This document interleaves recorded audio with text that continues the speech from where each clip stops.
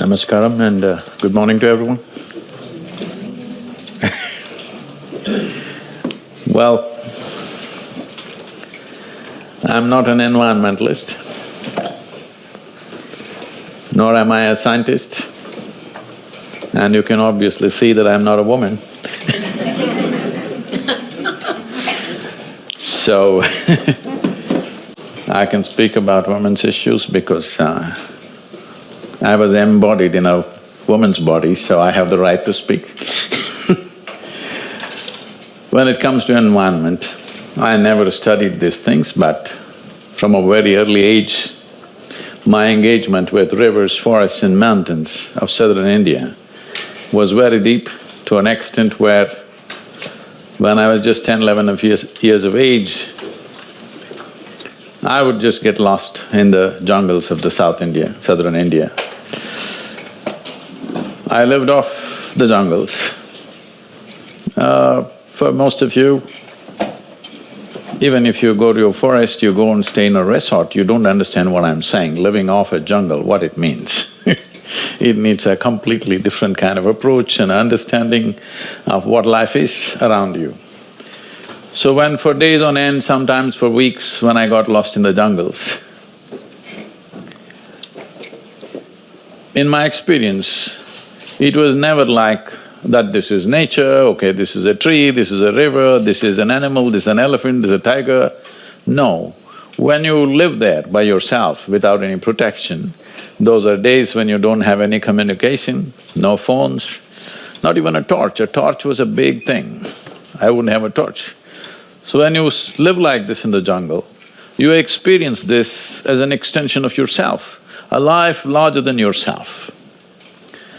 When I was 17 years of age, I floated down the Kaveri river, which unfortunate images of the river you see today, it's all sand. This wonderful river, which is the bread for two southern states in India, I floated down Kaveri river 163 kilometers, 13 days, on just 4 truck tubes and a few bamboos. I lived off the river. And why I'm saying about this is, unfortunately, this experience and this connect is missing in the world today.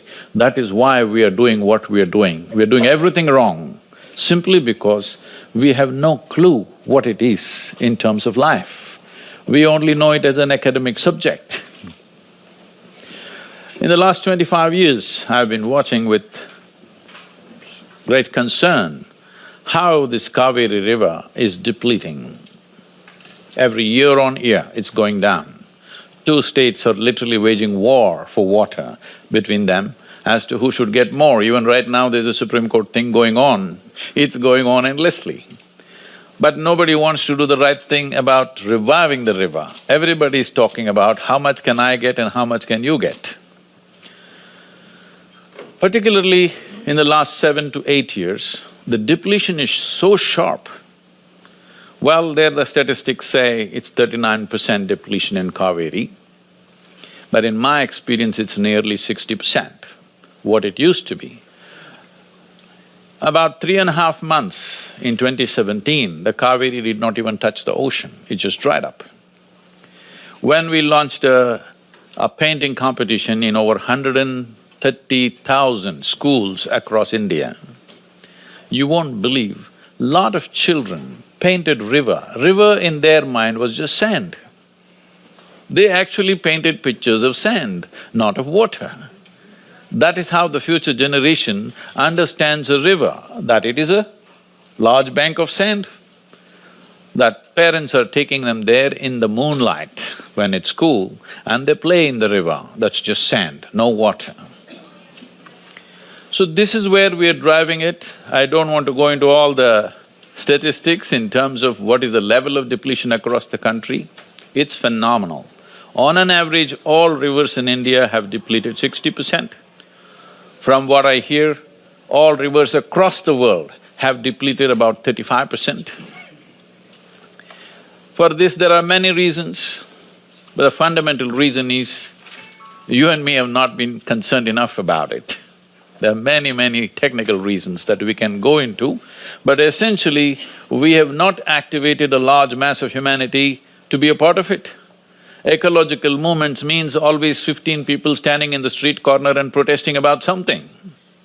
Everybody thinks these are some eco-nuts. So this is why we went into this Rally for Rivers, where we wanted the nation to be engaged in a big way. 162 million people participated, and it's become a movement, and now lawmaking is happening, action on the ground is beginning to happen. This is not a full solution. Solution needs lot more effort and time and a sustained effort. It's not like we do something this year and forget about it, next year it's not going to work. What I see is right now, it's wonderful that tomorrow they're launching this a decade of action for water revival or river revival. If we do it now, I would say in 15 to 25 years, we can bring back the rivers of this world at least by 20% up. If we do it after 10 years or 15 years later, let's say we start 2030 and then start working, it will take 100 to 150 years to have the same impact. This I am not saying with any kind of statistics attached to it. I'm watching these things every day.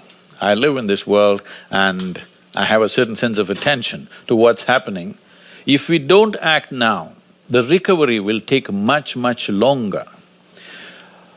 And in this, when water becomes scarce, the first person who suffers most is the woman, always, in the rural societies. On an average, they're saying in the world, a whole lot of women, nearly about 800 million women, take 6 hours just to gather water for their family. 6 hours. I want you to just imagine, 6 hours of your life goes into just getting water. And obviously, when you have to carry water, all the beautiful things that water does to you and me on a daily basis, that will not be possible. Barely drink and make sure your children are fed or something like this, beyond that it will not go. So water shortages always hit the women first and then the others. So right now we are still in that state in this world, it is hitting the women very badly. Men are still managing to drink arak when there is no water you know. But that will go after some time, they will also suffer. Right now they think they have a solution in a bottle, but that solution will go after a while. So what is the solution for this? See, one thing is agriculture. In India, agriculture consumes 84% of the river water. In the rest of the world, it averages somewhere around 68 to 70% of the water is consumed by agriculture. In Europe, it's around 25%. In America, it's around 40%. Why this is so is there is a distinct difference between nations which are located from 0 to 33 degrees latitude and what is above. So generally, whatever I speak is within 33 degrees latitude because here the precipitation is of a certain kind. For example, in India, the precipitation or the rain is approximately 45 to 50 days in a year on an average across the nation. The water that comes down in these 45 days, we must have the ability to hold it in the land for 365 days. This is where the real problem is. In Europe, the average rainfall and snowfall put together is about 170 days of precipitation. And there is an advantage with snow, it stays there and slowly melts down, giving time for the earth to absorb the water. But when it comes to heavy monsoon showers, if you don't have the necessary vegetation to hold it, the moment it comes, it's a runoff. And the runoff causes enormous damage both to the soil and agriculture and the lives of the people. Every year during monsoons, hundreds of people die because surprise runoffs will happen, that what you did not expect, that much flood will come all of a sudden. So the fundamental thing that we're aiming at is, we need more vegetation. We don't have enough vegetation for the number of people that we have right now. Well, in all this, the elephant in the room is population. Nobody wants to talk about it. It's about you and me that we are nice, but we're just too many, you know. The beginning of 20th century, we were just 1.4 billion people. Today, we are 7.35 billion people. So, once the human footprint on the planet increases, every other creature, who are all eco-friendly creatures, from a worm to an insect to a bird to an animal, every one of them are continuously working for the ecology and the well-being of the ecology on this planet. All of them are withdrawing. Nobody has calculated what is the insect population at the beginning of 20th century and what is the insect population now. Nobody has calculated. There is no way to calculate probably, but I think it's dropped down by 50% or more. I must tell you this, when I was many years ago, I stayed in the rainforests of southern India in the Western Ghats because I was fascinated by the tigers and I wanted to see tigers close up. So for about 23 days, I stayed in the jungle by myself. By day 4, my food got over, so I tried to live off the jungle. And by 7th, 8th day, I lost my jacket somewhere. And by about 10th or 12th day, I lost one half of my shirt. Don't ask me how it happened but I had only half a shirt. But I didn't have the mind to get rid of it because that was a little bit of support in the night. So when I lived there, I had very close encounters with elephants, tigers, panthers, big buffaloes. But after I come out after a little more than 3 weeks, when I look back and see what is the biggest impact, it was the insects.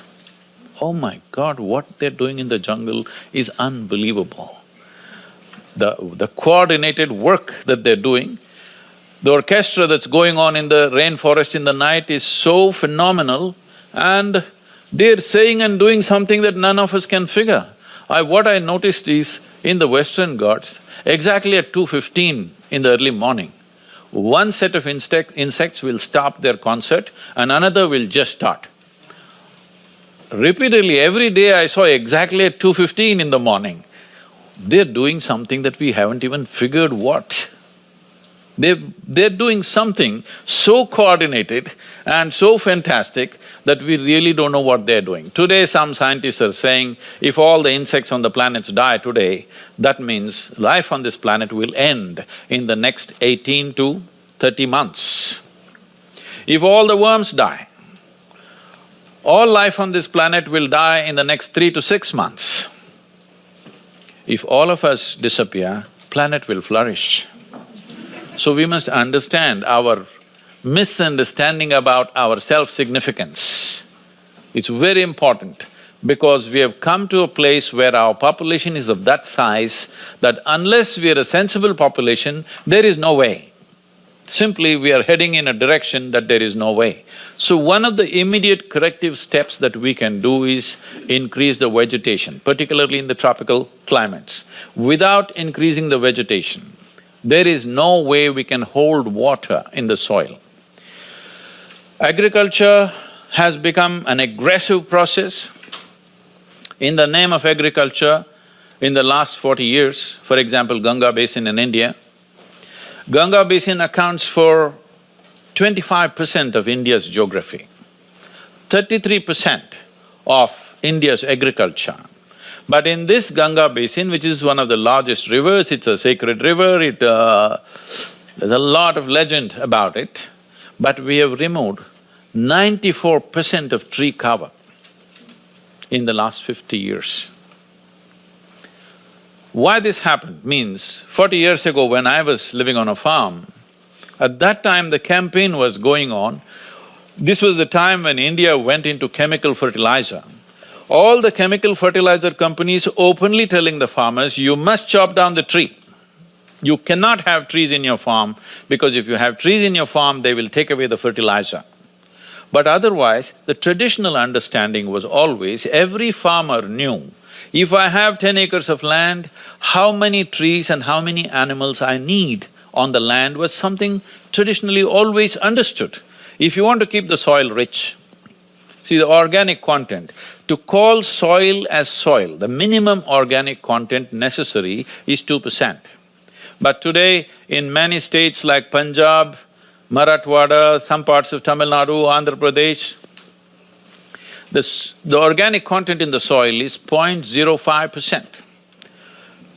The scientists are saying in another 3 years, all these lands, the soil will become sand. If you take away all the organic content, soil will turn into sand, that means the desertification is happening at a very rapid pace. Our ability to grow food, which is very important because southern India has a history of 12,000 years of organized agriculture. 12,000 years, we farmed the land but we kept the soil rich. But in one generation, it is becoming uncultivable. In the next 15–20 years, they're estimating anywhere between 25 to 40% of Indian subcontinent could become a desert, that is, it's uncultivable. You cannot grow anything out of it. With such a massive population, this is a huge risk to take.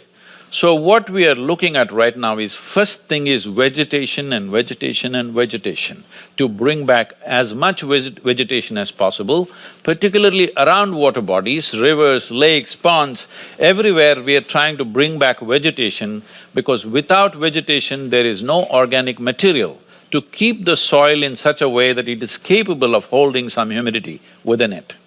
In all this, there is a significant role for a woman to play because always in every family, conservation is always done by the woman.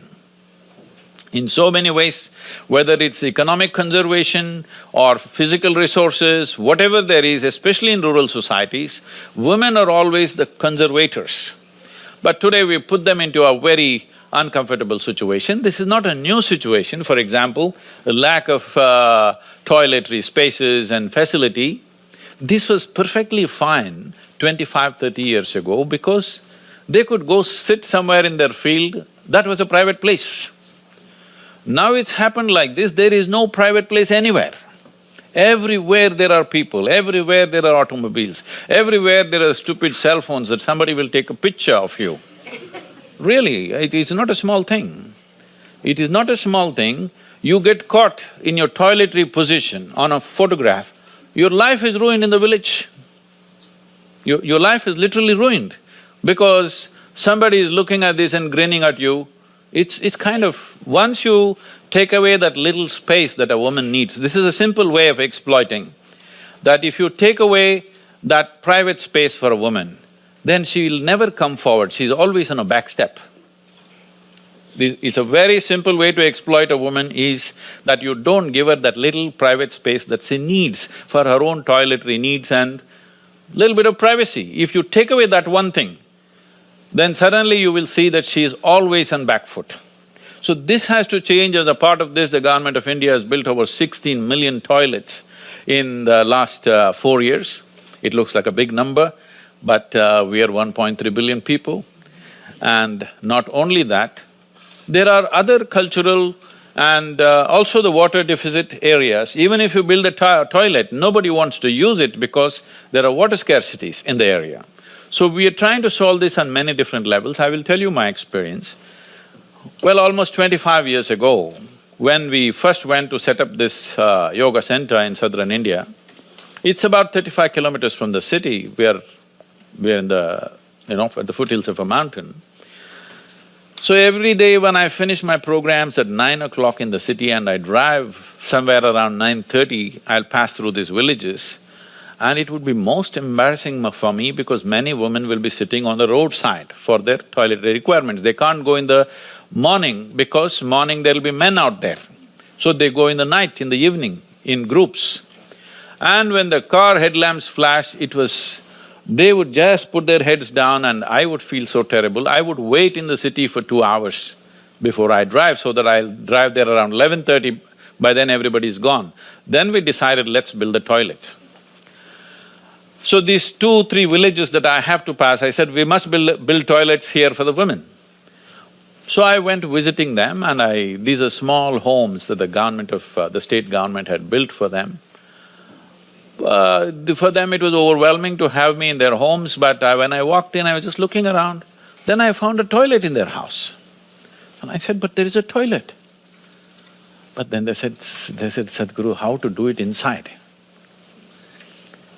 Forever, for ages, toilet means it happens in the fields. How to do the toiletries inside the house, they feel it's a kind of a sacrilege. That is when I understood, so if you provide a private toilet, they won't use, they need a public toilet which is functional and clean, which is a challenge. Because most of the men are not potty trained. Yes, once they use it, nobody can use it. You know this. So, this process is going on right now to bring awareness how to use a public toilet so that the next person who comes doesn't feel like not coming here and going sitting on the street somewhere. How to make it that way, and also the water is a big challenge because somebody gives a small piece, donates a small piece of land, we go and build toilets there and we beg for water from somebody and put one little pipeline. But in summer months, that guy cuts it off because he wants water for his fields. So this goes on like this. So there are solutions for this, we've come up with various solutions, but the important thing is execution. It is such a massive level of execution. Governments are doing what they can do, they're providing subsidies and stuff, but still without the involvement of the community and the responsible way of handling it, there is no solution. You can build toilets, somebody is tying goats inside the toilet. Somebody is using it for some other storage purposes, so all kinds of things. So this needs a national movement. This is what has been unleashed now in the name of Swachh Bharat, that a national movement. So the Rally for Rivers is very significant in this direction because one thing is, right now in Maharashtra, this is beginning to happen now, it's on the ground, the detailed project report is ready and we are planting, what is 15 crore trees now, what is that? 150 million trees in the coming year. On the riverbanks, we've taken up 2 tributaries. One reason why we are taking tributaries, not the main rivers, is people have forgotten that rivers exist only because of tributaries. For example, Kaveri, this river, had over 72 tributaries about 40 years ago. Today, 37 of them have completely vanished. We're looking at the main river and wondering why the water is not flowing. Because still we have this fancy idea that rivers come from heaven and land in somebody's hair and drips down onto the ground, all these kind of things. People have not understood the mechanics of how a river is made. So this is one thing on the ground we are trying to bring into our understanding. First of all, to bring the focus to the tributaries. We have identified 110 tributaries across the country. We want to make sure every school child knows at least the names of the tributaries in their state, because these are feeders. Without these feeders, there's no real river. So this is a massive process, this is not going to happen overnight, but a time has come that if we… See, I'm not trying to paint a doomsday picture, because wherever water shortages have come in rural India, a whole exodus has happened from those villages to the city. If massive exodus of rural populations move into the city, you can look forward to some terrible civil strife, the kind of civil strife that you've not imagined possible when people don't have water to drink. So this is not to paint a doomsday picture, but a time has come, if we do not change our direction of how we operate, this is going to become a reality. That we are clearly pushing populations in this direction, that there will be enormous civil strife in the next 20 years' time if we don't change the direction right now. Fortunately, the government, at least in India, they have taken it seriously and the policy changes are being made aggressively. And I found that, after the rally, after this 30 days of driving, the next day I presented the document to the Prime Minister at 6:15 in the evening. By 11:30 in the morning, we get a phone call from the PMO that they have formed a special group to look at this and they want a soft copy of this. I was surprised, in less than 24 hours, that there is action. When it comes to ecological aspects, never before governments have been so agile. Fortunately, they're agile, they're determined in the states, lot of action on the ground beginning to happen. Budget is being allocated in a big way. So, as we are capable of creating problems for ourselves, we are also capable of coming up with solutions. In this, the role of woman is important because in the sapling making is a little gentle job. It's not like plowing the land and doing something, it needs a little care. Somewhere in the backyard you keep it. We have estimated that in many of these states where massive plantations are going to happen in the coming years, we have seen how this can be mainly given to the rural women.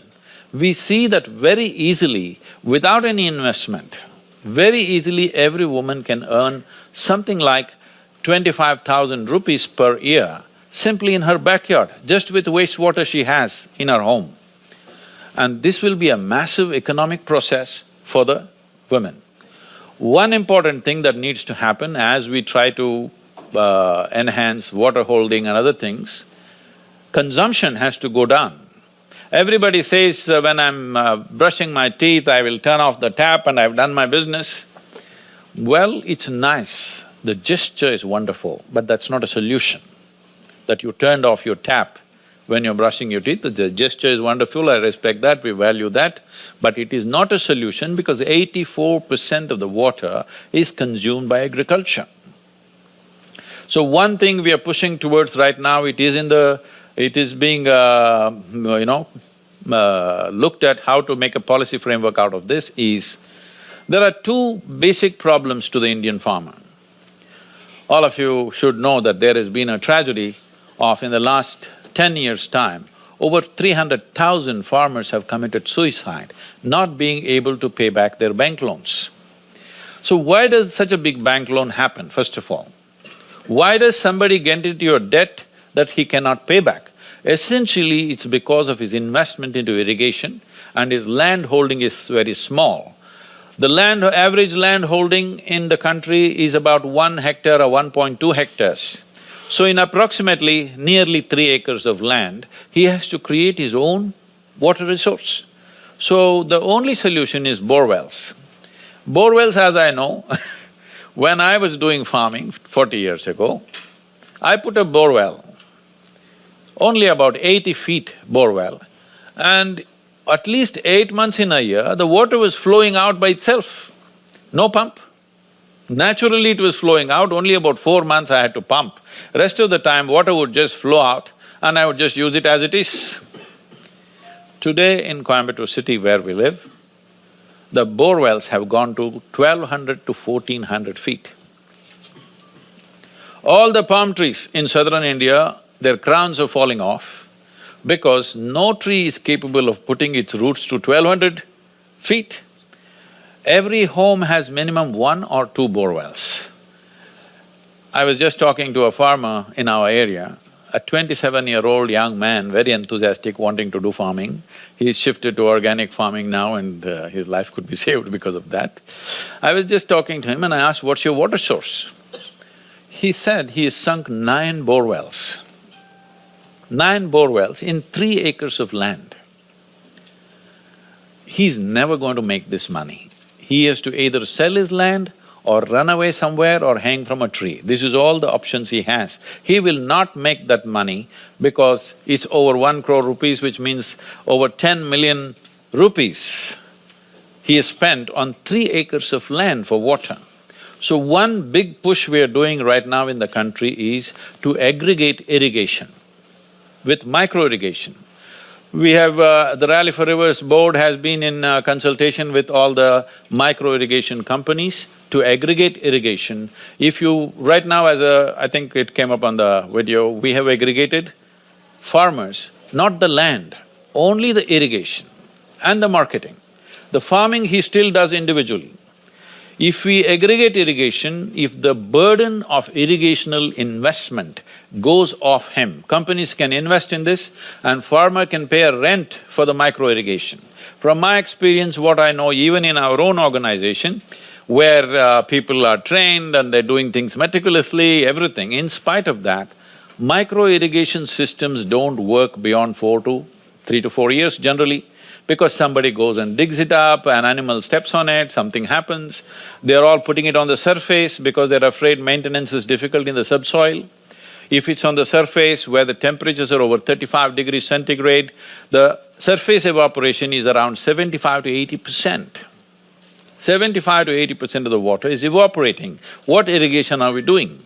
Unless you do it subsoil, it doesn't work. Subsoil means it needs some expertise to manage this.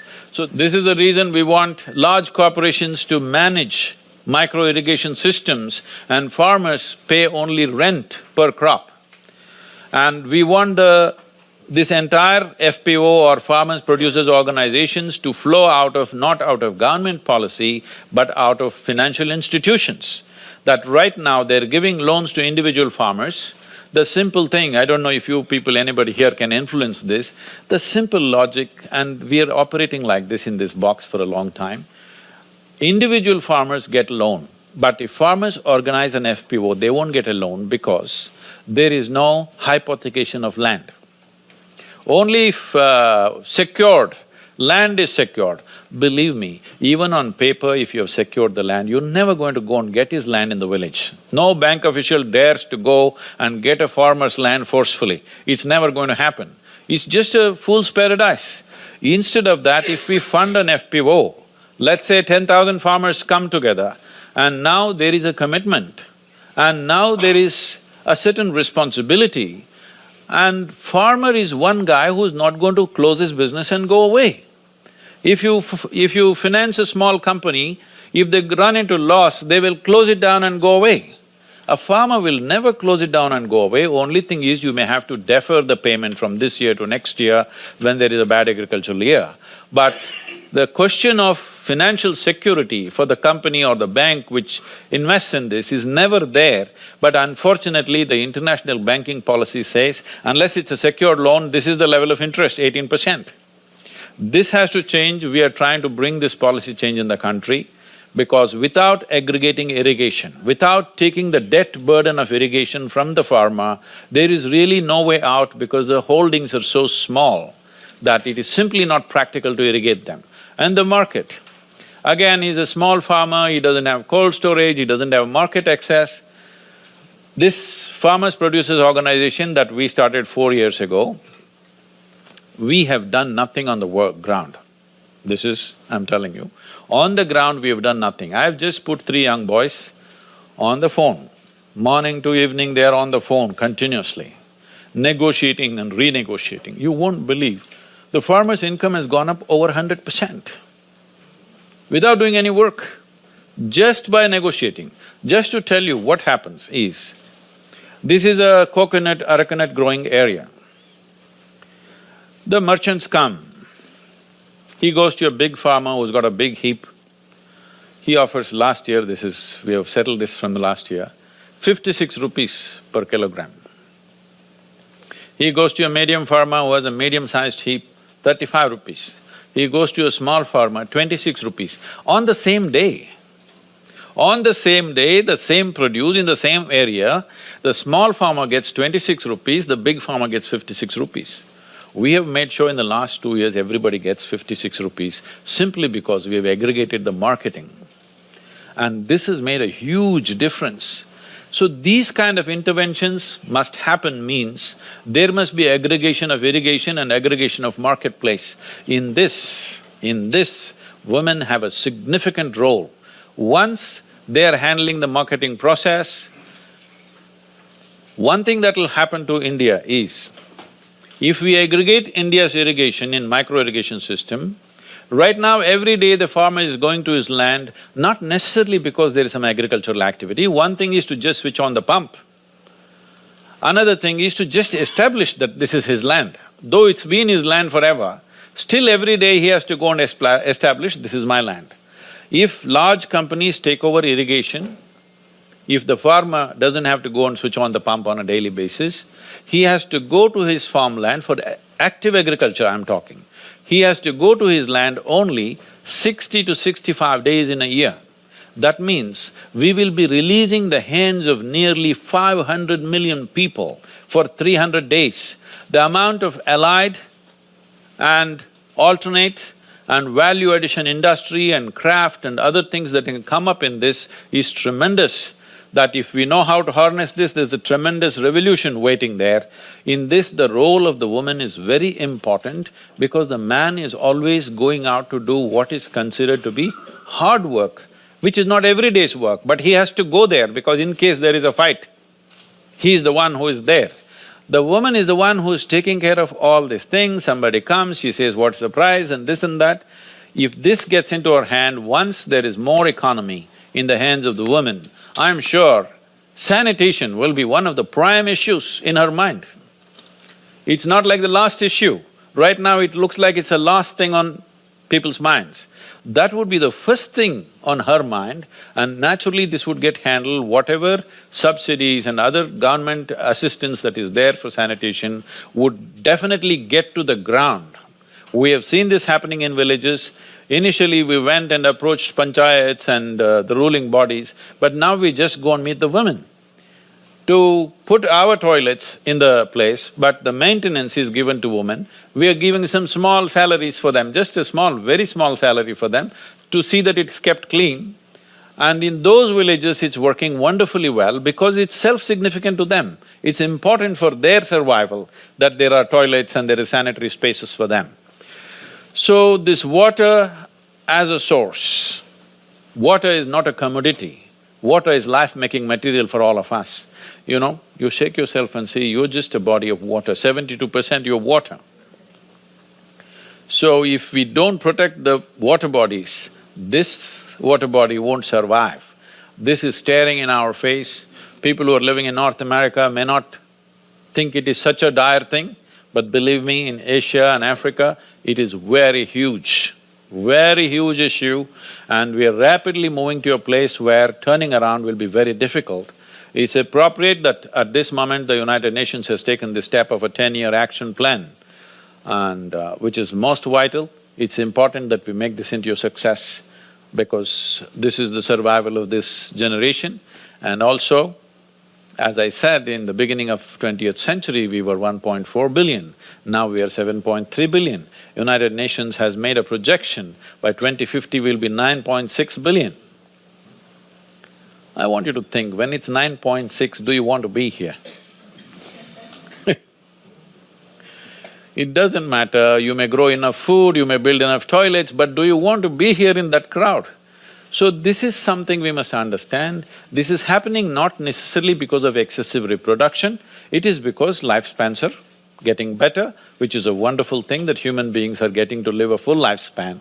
But when we take death into our hands, we should take birth into our hands also. I'm not talking any philosophy, simple arithmetic. When we take death into our hands, we have to take birth into our hands.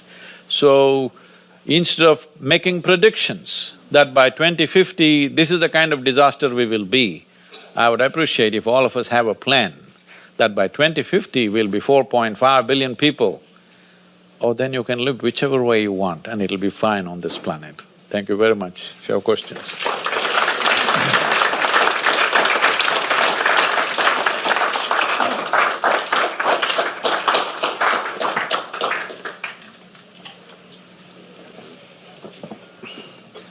Sadhguru, thank you so much for that amazing talk. What do you recommend that we can do to help you from New York with this cause? Say, to put this on the ground, one thing that's needed is a very committed participation on the ground. Fortunately, we have managed that like never before. I just gave a call to the youth in India that this is the situation. Now it's our choice. Either we are a vain generation, we just complain and we died, or we did what we have to do. So if you want to do something, you don't have to give up your life, give 3 years of life to me. Only qualification is, you should drop one thought in your mind, what about me? 3 years you live without this question, what about me? We'll solve this problem. So today, hundreds of young people, men and women, they've dropped their jobs, some of them they've dropped their final year education and they're here for 3 years and they're coming. We're taking 40 at a time and training them and putting them on the ground. Every month 40 people are going on the ground. Highly qualified people, holding good jobs, they have given up their jobs and they've come. 3 years I told them I'll give them food and clothing, that's about it. So that commitment we are seeing in the youth, but it also needs a huge financial backing. Whether the governments, both state and center, will be able to take care of everything or not is a big question. One important thing for a movement like this is, it must get quickly on the ground and people should see the result very quickly. If you don't show them any result in the next 1 or 2 years, people will lose their interest. They'll go and do something else, okay? So, to make that result happen as quickly as possible, one thing is a fund. We need a big fund so that wherever there is slowdown of government, we must be able to infuse that fund. A group of responsible people, if they own this fund and disperse this fund according to the needs of the projects on the ground, governments have allotted money, but the government procedures everywhere and particularly in India takes time. Now the monsoons come end of May, I want to plant then, but the government sanction comes in October. This is the usual case. Whatever we have done our work, all these 36 years, has all happened out of our own funding. That's what is effective. Wherever we waited for outside fund, what has to happen today will happen tomorrow and it's no good. It's simply no good. If it doesn't happen in a timely fashion, because nature is not going to wait for your bureaucracy. This day it rains, this day we must be ready, otherwise it won't work. This day there is a summer vacation for the schools, this is the time we can plant. You tell me to plant in September, how do I plant? There are no children, there are no students. How do I plant millions of trees if there are no children, no students, no young people available? So all these things are there. So if there is a fund managed by a responsible group of people, we can do incredible things on the ground, because right now we are trying to establish large manifestations. Right now we have taken up 2 rivers in Maharashtra and also in Karnataka it's coming up now, where we will transport regular agriculture around the river basins to tree-based agriculture. By moving into tree-based agriculture, we've already proven in small models that we have done in Tamil Nadu, farmers' income can go up anywhere between 3 to 8 times in 6 to 7 years' time. That farming can be made into a lucrative process. We've been doing some kind of a simple survey, and in Tamil Nadu, when I asked all the farm leaders, you saw some of them sitting there, how many of you want your children to go into farming? Less than 1%. Right now, India has a latitudinal spread, that is, from Kanyakumari to the foothills of Himalayas, there is weather and soil conditions where just about anything you can grow on this planet, you can grow in the Indian subcontinent. And we are the only nation with a population which has an intrinsic knowledge about how to make this magic of transforming mud into food, which is nearly 60% of the population. In United States, such a population is less than 2%. In India, we have 60% of the population who have this intrinsic knowledge, we have the land, we have the weather. Only thing is, if you let this 15 years pass by, then you will see that knowledge will go away, because today there is compulsory education in India. If you go and work with your father in the farm, it's called child labor and he gets arrested, the father. Yes, unfortunately. So all the crafts we have killed, all handicrafts we have killed, because if you sit with your father or mother and weave a basket, this is child labor, somebody will come and arrest you. Now if you go to your farm, somebody will arrest you. So no children are going to the farm, everybody is going to the school, learning algebra.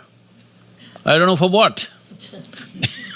So we are going to lose this intrinsic knowledge that we have, because over 12,000 years of organized farming, there's an intrinsic knowledge. He may not know any agricultural sciences, but he just knows how to grow a crop. Believe me, many of you who are very well educated, you may be MBAs in many things, just grow one crop, I'll give you fertile land. Believe me, you can't do it. It's so complex and it's so timely, it so meticulously needs to be done, otherwise it won't happen. He looks illiterate. Just because of his looks, we're thinking it's some incompetent job. No, food is the most important thing in our lives. We might have forgotten because we've had our breakfast. So this capability is going to go away, so we are trying to make some policy changes. So we are trying to manifest large-scale manifestations where shifting to tree-based agriculture, how it is one of the most lucrative activities you can do in the world. We have proved this in Tamil Nadu. The Vietnamese farmers have proved this, that their incomes from paddy cultivation to fruit cultivation, their incomes have gone up 20 times, okay? 2,000% increase in income. And just to give you an example, there's a woman farmer with only 1.2 hectares of land, very close to our center, and this is part of the FPO or the Farmers Producers Organization. Her name is Nalini, she'll be very happy I mentioned her name. She said, "Sadhguru, you must talk about me." So this Nalini has only 1.2 hectares of land. She was earning 30,000 rupees per year and struggling, wanting to sell the land to educate her son. Now she shifted to organic farming under our care. We have not given her any money, we have not given any investment, just advice and little market facilitation. Today she is earning 5.6 lakhs per year, okay, from 30,000. So on an average, an Indian farmer with 1 hectare of land earns $1,150 per year. She's earning $9,000 per year because she shifted to organic way of farming. This is the difference it can make. But right now the big problem with organic farming is, I do organic farming in my little piece of land, but you are there next door, you spray all the strong pesticide, all your insects are on me. So tomorrow I'll spray something stronger than yours so that they go back to yours. I mean, it's not going to work. Unless an entire region takes up to organic farming, it'll not work. And even this idea that there is something called a synthetic farming is a stupid idea. Farming is organic, food is organic, our bodies are organic, there is no question of doing this any other way. But unfortunately, in the last 30-40 years, we've taken a wrong turn. But it's time to fix this. For this to be fixed, support is needed. We are trying to see how to manifest large-scale models where, let's say, 25,000–50,000 farmers aggregate their irrigation process, where the debt burden is taken away from them, and we establish marketing agencies, commercially competent marketing agencies, not a illiterate farmer trying to go and trade his products. So if these two things are established in large models and we show the success of it, economic success of it, only then this will happen. Any amount of preaching on ecology is not going to bring results, we have to show economic success. So right now we're in the process of establishing that. With government help, as I said, government help comes but not always timely, there's a whole lot of process. If there's a responsible body which wants to take up one module like this, 25,000 farmers or let's say 50,000 or 100,000 hectares of land and convert it into organized irrigation and marketing process, that this is a huge economic success for the farmer, only then their children will go into farming. Once you show economic success, then there is no stopping that everybody will want to do that. Somebody has to facilitate it, that's all. So we want to set up these kind of modules in 2 or 3 different parts of the country where there'll be substantial exposure to everybody else. If that can be done, it'll be fantastic for New Yorkers. Sadhguru, thank you. Thank you very much for being here today and for giving us such leadership in a time when action is needed and when we're in such dire need of that kind of awareness. As consumers, as human beings, science has done a very good job of quantifying the kind of water impact that we have and the choices that we make when it comes from the things that we drink and eat, the packaging that they're put in, and also how those things are delivered to us.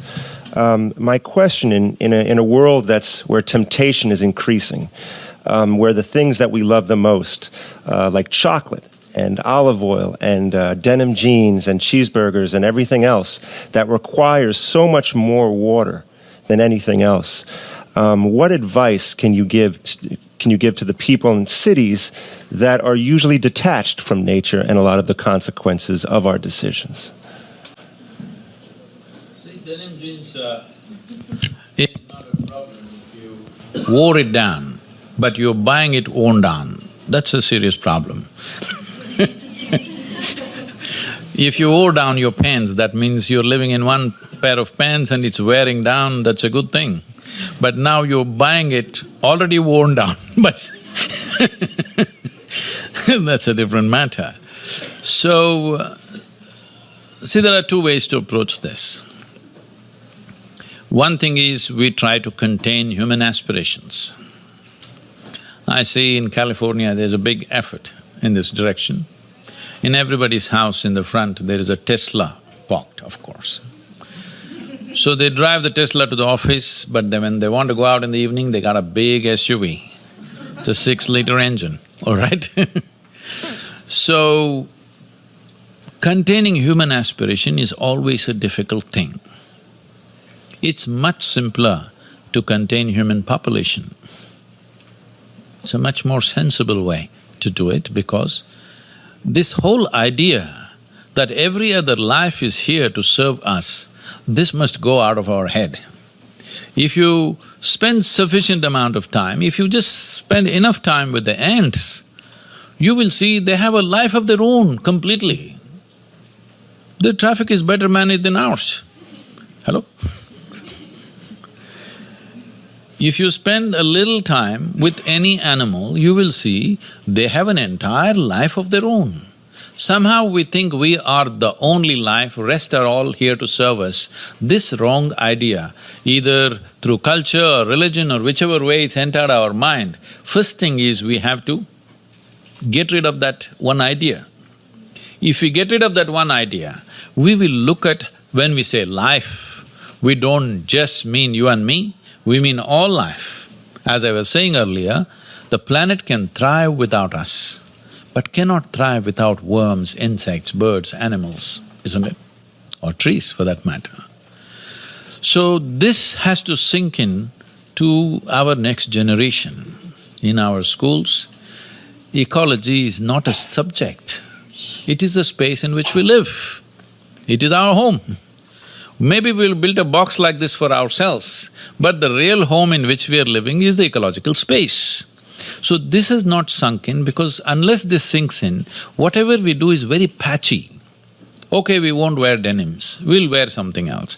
Okay, we won't drive a petrol car, we will drive an electric car. But this is not a solution, these are all band-aid treatments for cancer. What we are suffering right now on the planet is a serious cancer.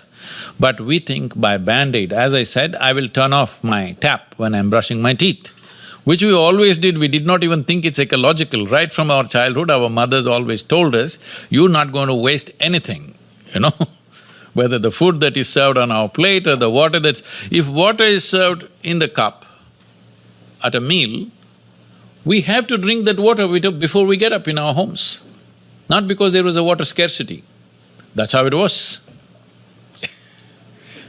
What is served on the plate must be eaten, what is in the cup must be had. There's no question of leaving it and going away.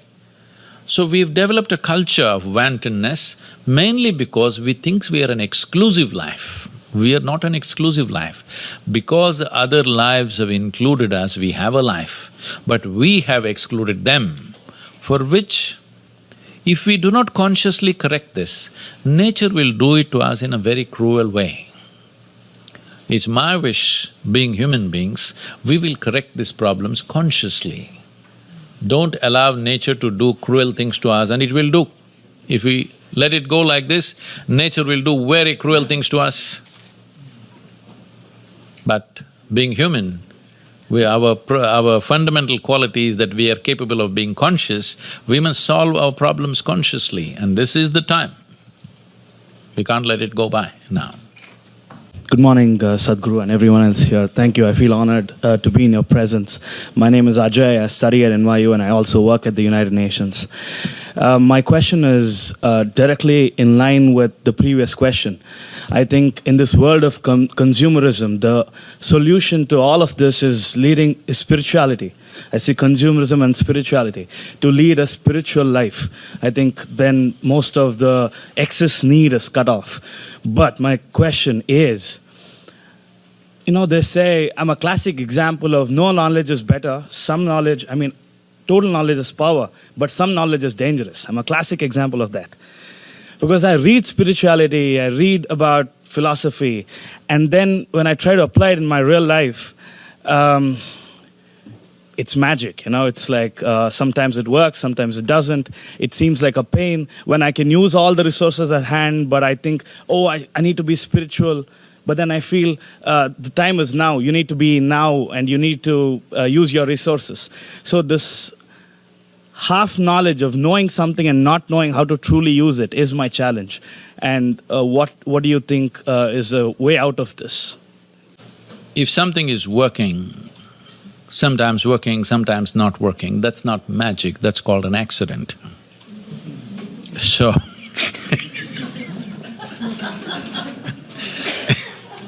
magic means something happened in a miraculous way, where it is not even expected to happen. But even what is expected, if it's not happening, when I say what's expected, you being healthy is expected of you, a young man. You being peaceful and happy is expected.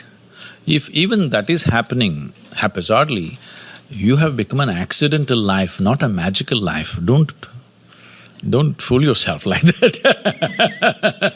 If you become a magical life, even if you put you in a war zone, if you can walk with a smile on your face, then you're a magical life. Right now, studying in a university, being in United Nations, if you have problems, that means you're an accidental life. So first of all, this idea, spirituality is some quantum and materialism is some quantum, one against the other. No, there's no such thing. It's like this. Is it true that you gathered this body over a period of time? Or were you born like this? Born tiny, yeah. So you acquired this body. Whatever you accumulate and acquire, you can say it's mine. You cannot say it's me, isn't it so? Hello? I start using this microphone continuously and after some time I say, this is me, that would be madness. So you start using this body and maybe some brains. No, I'm saying this because you may think you are stressed, you may think you're anxious, you may think you're miserable, you may think you're depressed, you may have many exotic names. Fundamentally, your intelligence is turned against you, that's all it is. You may think there's an ecological problem, you may think there's a psychological problem. No, essentially our intelligence is working against us, isn't it? There is no other force coming and bothering you here. It is just that your own intelligence is working against you. Don't give it exotic names, just know. It's like this, if you don't understand this, take your right hand and punch yourself in the nose. Suppose if somebody tries to punch you, you have defenses. If your own hand starts punching you, what do we have to do? We'll have to tie it down. If it doesn't work, we'll have to amputate it. Yes or no? So right now, knowingly or unknowingly, every human being is doing this. Once their intelligence starts working against them, they will try to hold it down. What to do? Not able to bear the stress, evening I'll just have one drink. That one drink will multiply, as time goes by. What you're trying to do is amputate your intelligence. Intoxication means amputation of intelligence, isn't it so? So, you're doing it already. Is that the solution? No. If your intelligence worked for you, well, then you would be a magical life, not an accidental life. So, For all these ecological situations or whatever you think is… leave this word spiritual, it's the most corrupted word, just leave it. All that you have to look at it is, your body and your mind should work for you. If your mind took instructions from you, would you choose to keep yourself blissful or miserable? Make a choice, sir. Blissful or miserable? Blissful, that's all. Right now your intelligence is not working for you, it's working against you, your own thoughts and emotions working against you. I don't have to do anything to you, you know how to freak yourself. My name is Dimple. I'm from Bangalore, but I'm studying in Columbia University now. I know you touched upon this, but I'm curious to know what the impact of genetically modified plants are for the earth, and also what could be the impact of the movement of vegetarianism. The question is just this, if you have any machine, you must know what kind of fuel it is designed for. There's a whole science, you can look at this is not the time for me because we just have a few minutes. But if you look at the nature of how this mechanism is built, your mechanism, the system, particularly the alimentary canal, which is the digestive process, is much similar to a herbivore than a carnivore. You don't have the instinct and the system of a carnivore. But for survival, we can just eat just about anything and survive, that's always there. Once survival is taken care of, then choice comes, isn't it? Right now, we have come to a place in a society like this where there is choice as to what you can consume. So now I would say, don't listen to anybody, don't listen to your doctor, your nutritionist, especially not me, okay? Just experiment. 1 week, just go on meat diet, see how it feels. 1 week, just go on fruit diet, how it feels. 1 week, just go on vegetarian diet, cooked, uncooked, like this. One week you go, and 1 week mix up a few things and eat and see how it goes. What keeps you most alert and agile? What naturally reduces the sleep quota? That is the best food. Sleep quota means just this, your body is going into a certain state of inertia. Most people are sleeping 8 to 10 hours a day, which means they're sleeping off 1/3 of their life. What's the point? They can as well die at 50. 1/3 of their life is gone in sleeping, and people are saying, oh, there's a whole movement in America, I'm saying, you must sleep, you must sleep. I think they're sleeping too much. On an average, for 25 years, I slept only 2.5 hours. These days, I'm getting little lazy, sleeping 3.5 to 4.5 hours. Because this is not about depriving yourself of sleep. If your body is in a certain state of agility and aliveness, sleep will naturally go down. Death will come, you don't have to practice it every day, 8 hours a day. It'll anyway come. The importance of the food that you eat is, it must energize you and keep you alive and active. The moment you eat, you feel like this, obviously you're putting wrong fuel, you understand? You buy a petrol car and pump diesel into it, it may still run around in New York City, but it splutters around. Same is happening to most human beings, they're spluttering around in their life. The important thing that you have here is time, isn't it? What you call as life is just a certain amount of time and energy. You can't do anything about time, it's just rolling away for all of us. Whether you do something, you don't do something, you're awake or you're asleep, time is going away anyway. The only thing you can manage is your energy. Now you eat that kind of food which will keep you in higher states of energy so that your life is maximized, otherwise it'll go waste. Thank you very much.